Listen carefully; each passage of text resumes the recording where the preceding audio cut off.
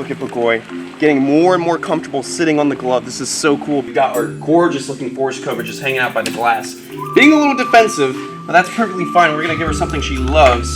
Probably about a medium-sized rat. Oh, come on. Ooh, okay, easy as that. That Indian cobra just grabbed right onto the neck. He's gonna slurp down that chick. We'll leave the rat in there too for extra protein. Relax, I am not the rat, baby. You know that, come on. There we go, look at that, all over the place. Here you go, come on, don't be afraid. Look at that black interior of the mouth. That's how they got the name Black Mamba. They don't have black pigment, they just have black coloration on the inside of their mouth.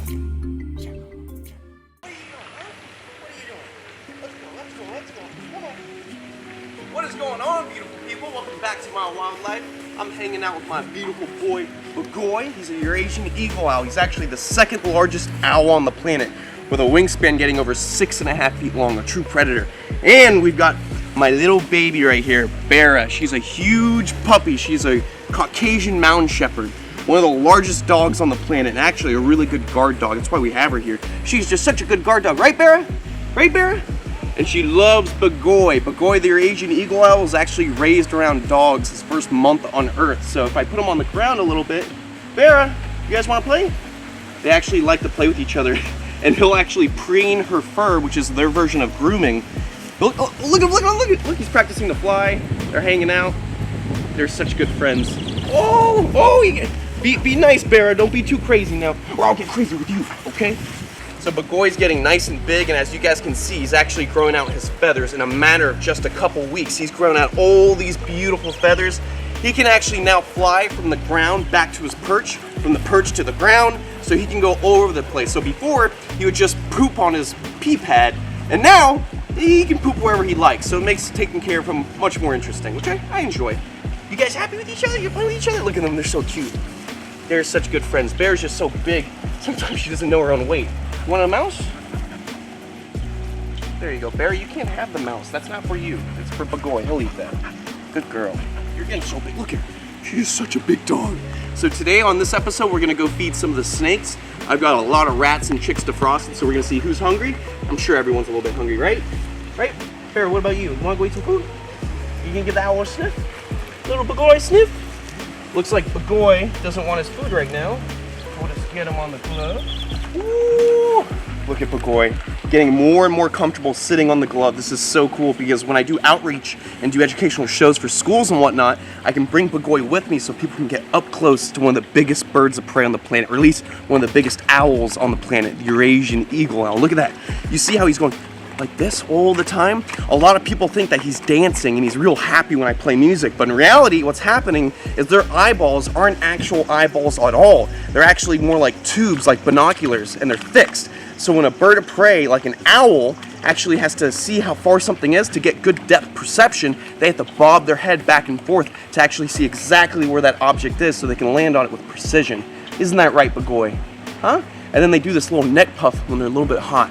So we're gonna take them into the shade, let them cool down, and we're gonna go feed all the snakes. I'll see you guys in a split.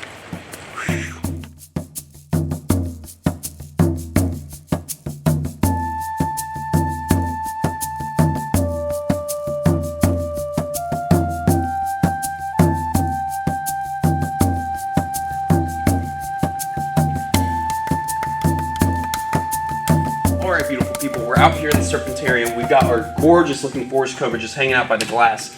Being a little defensive, but that's perfectly fine. We're gonna give her something she loves. Probably about a medium-sized rat. Let's get one out of here. Alright guys, she's in the back right now. Let's see if we can get her this tasty little scrumptious morsel right here, this little defrosted rat. Come on. Come on. Let me go from the other side. Come on. Oh, come on. Come on. So the forest cobra is actually the longest true cobra on the planet. They get huge. And the reason I say true cobra is because they're in the family Naya, which are the two true cobras, whereas the king cobra, the longest venomous snake on the planet, is in its own family, Ophiophagus. So it's not really a true cobra. So this is the true longest cobra on the planet. And now he's nice and secure. Well, she's nice and secure. So now, ooh, look at this. We got the Egyptian cobra hanging out right here. This is King Tut. If you guys know the channel real well, you know that we've had King Tut for years now. King Tut is probably the most defensive snake we have in the collection. And this is believed to be the same snake used by Cleopatra for suicide when she was about to get robbed and murdered at her palace. Let's see, we've got a rat right here. That's actually too big of a rat. Relax, relax, we're all good, buddy, we're all good. That should be okay. Look at this one, nice medium rat. You ready? Big meal for you? Ooh, look at that. No problem biting and chewing right into that rat. This snake needs a good meal because they could potentially get around 10 feet long, being the second longest, largest cobra in Africa. All right, I'm gonna close this up because even with food in the mouth, this snake can still be a little bit dangerous. All right, let me see that lock. Make sure that's nice and locked and secure. All right, let's see these guys chew down their food.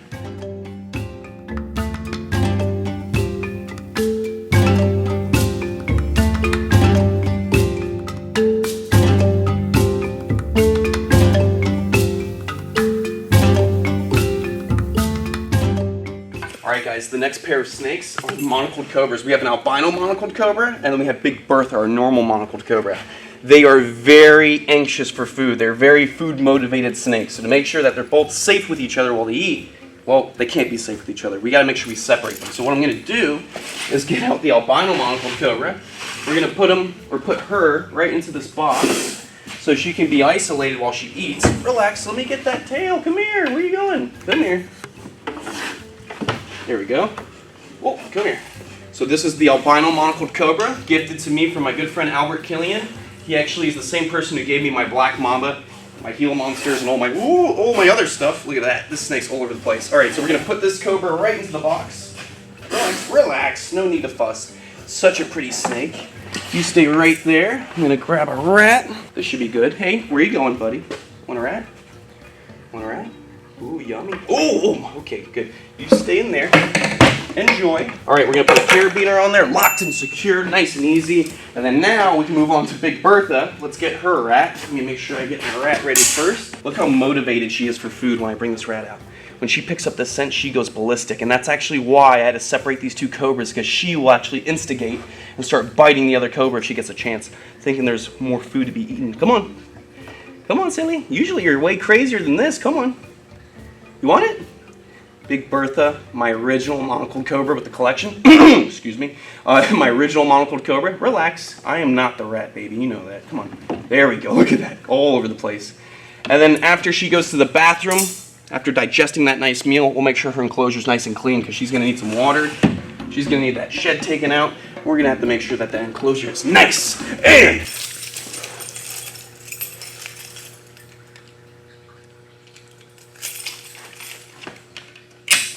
secure! Alright, now let's see what's going on. King Tut's being ballistic right now, being very defensive. I think what we'll do next is feed the Indian cobra right here. The Indian cobra is in the top 4 most responsible for bites throughout India.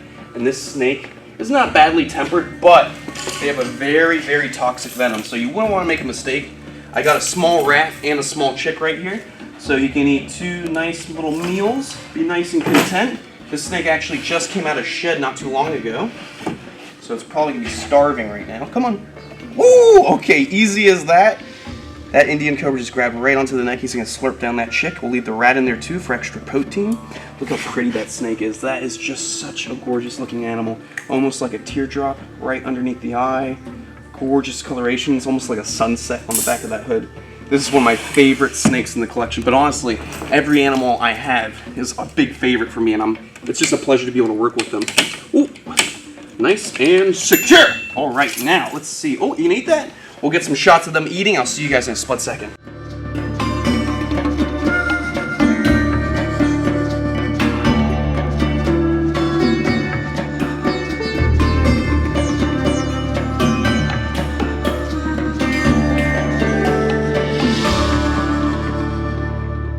Alright guys, next we're going to feed my hybrid viper, Childish Gambino, a mix between a gaboon viper and the rhino viper. Gaboon vipers have the world's longest fangs of any venomous reptile, getting upwards to 2 inches, sometimes even a little bit bigger than that. And the gaboon viper is also known for having cardiotoxins in its venom, so it literally attacks your heart. It's a gnarly venom, something you never want to take a hit off. That should be tasty. Look at this, nice size little medium rat. This snake will gorge on that like it's nothing. I'll use the hook to open this up, make it nice and safe. We can offer a nice tasty rat to Childish Gambino. Come on, you hungry? Come on. I know you're hungry. Oh, look at that. Boom. And what's so cool about this snake are those insane looking horns protruding from the snout of this animal. In reality, they don't serve much of a purpose. If anything, maybe the horns would keep debris out of the nostrils in the wild. But at the end of the day, it just looks really, really cool. Look at those horns. Get a good shot of that. This snake is one of the prettiest snakes we've got out here. And we actually just put this snake on a new t-shirt, so we'll be talking about that at the end of the episode. Check us out on ChandlersWildlife.com. Anyways, back to the feeding. Look at this. So beautiful.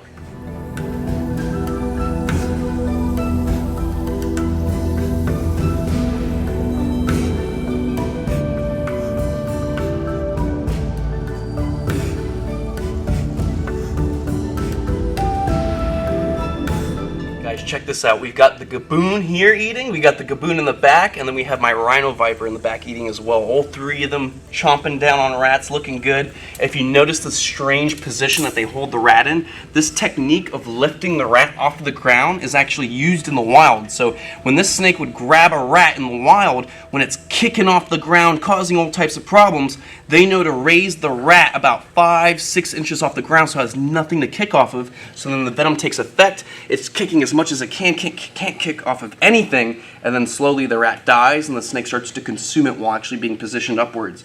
It is so crazy looking because they're like little dinosaurs raised off of the ground. But it's a great technique to keep yourself from getting beat up when your prey items all over the place. I'm going to move this snake a little bit into the enclosure. Come on. We're going to just gently guide the snake right over here so I can safely close this glass.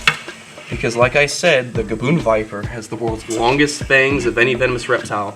And these gaboon vipers are, oh, relax. These gaboon, look at him, oh my goodness, you are such a silly snake. King Tut, the Egyptian cobra, you are a goofball. Oh my goodness. So anyways, what I was saying is, even though that these snakes are young, they do have the world's longest fangs, and at this size, their fangs are like that long right now. These two gaboon vipers are only around 2 years old. They can get 6 feet long and have a head that big. That represents the biggest venom glands on the planet, the gaboon viper. Crazy to think. Let me lock this up, make sure it's nice and secure, and we'll move on to the next snake. You happy? Big old rat in your belly? Okay, so let's see what else we're gonna feed.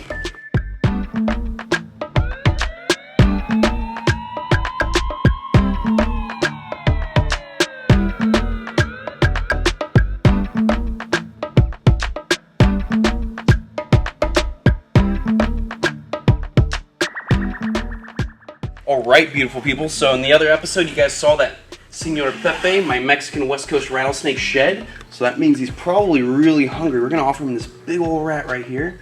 See if he goes for it. You want it? You want it? Come on. Oh, look at that. Now he's readjusting his fangs, getting nice and comfy. Alright, to make sure we can safely film this, I'm just going to close up the glass and make sure this enclosure is nice and secure. Alright, so you guys can enjoy him eating, and in a second we're going to feed Kobe Dinkelman, my black mamba from Africa, next. I'll see you guys in a split.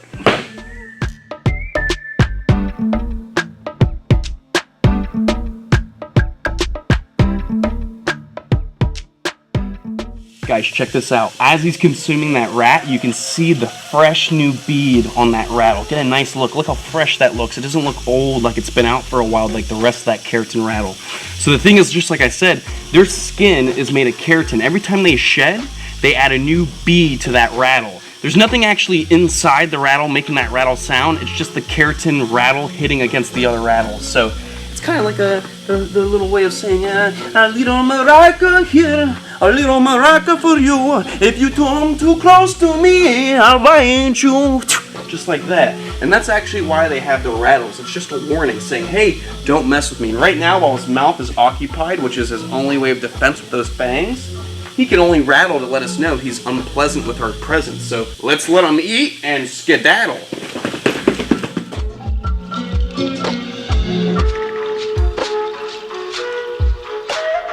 Alright, beautiful people, we're here with Kobe Dinkelman, my little black mamba. He's just a baby. He's over a year old, and he's going over 4 feet long, and he knows it's feeding time because he's using his forked tongue to process what's in the air right now. And what he's smelling in the air is those defrosted rats I've got right here. We're just gonna unlock that real quick, and we're gonna see we have an adult mouse and we have some rat pups. I think I'm just gonna go with the rat pup like usual because that's really good protein.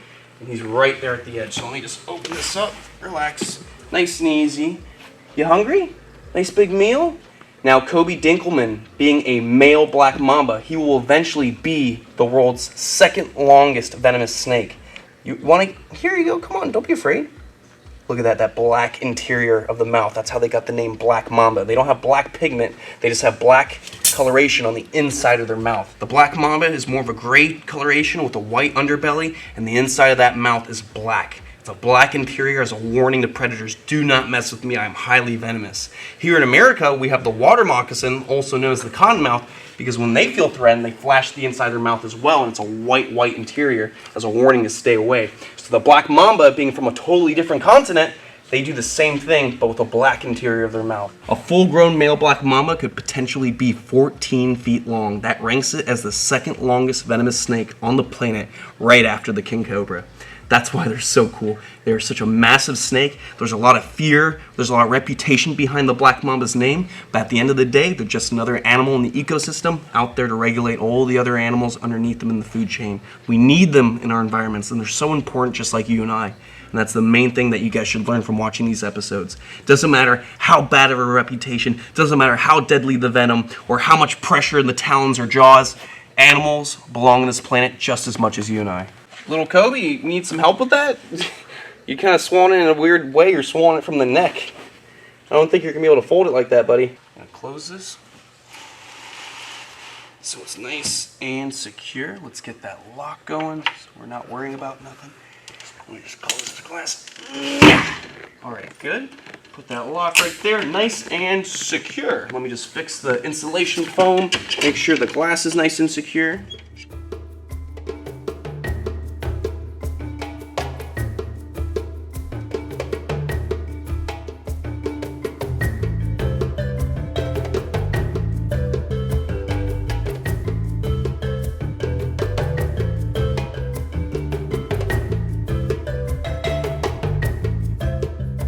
My goodness, you look like you're in a very uncomfortable position. We're gonna let Senor Pepe finish his meal and figure out that situation he's got going on. I'll see you guys on the next one. Stay beautiful, stay safe, and don't forget to check us out on Patreon for exclusive content not seen anywhere else in the stratosphere. And also, don't forget to check us out on CHANDLER'sWildlife.com where we sell all this badass merchandise. Look at this, Chandler's Wild World, with me riding a motorcycle through a pack of Cuban crocodiles with my sick mullet, which I will be growing back out again. Now guys, I just wanted to say, if you know that I've been dealing with the drama around my community right now, dealing with the county attacking me and my animals and my permitting, you guys know that I have to get a lawyer now. So if you guys want to help support my facility and everything I'm trying to do for education, conservation, preservation of these beautiful animals, you guys need to understand that all the proceeds, all the money that's going towards these shirts right now will all be going towards lawyer fees. Obviously, I have to pay for the mortgage of my property, I have to pay for the bills for my animals, I have to pay Ruth to help me out, and I have to pay my personal bills. So there's a lot going on. On top of that, now I have to pay for a lawyer, and lawyers cost a lot of money. Might even have to get multiple lawyers for this situation. So if you guys want to help support Chandler's Wild World, then you guys gotta buy some merchandise, because all the money from the t-shirts right now will all go towards getting lawyers, dealing with all the legal fees, getting this situated so we can continue on with our goal of education, conservation, and having a good time. I'll see you guys on the next one. Stay beautiful, stay safe, and most of all, don't forget to stay passionate, follow your dreams, and never let anyone get in your way. I'll see you on the next one.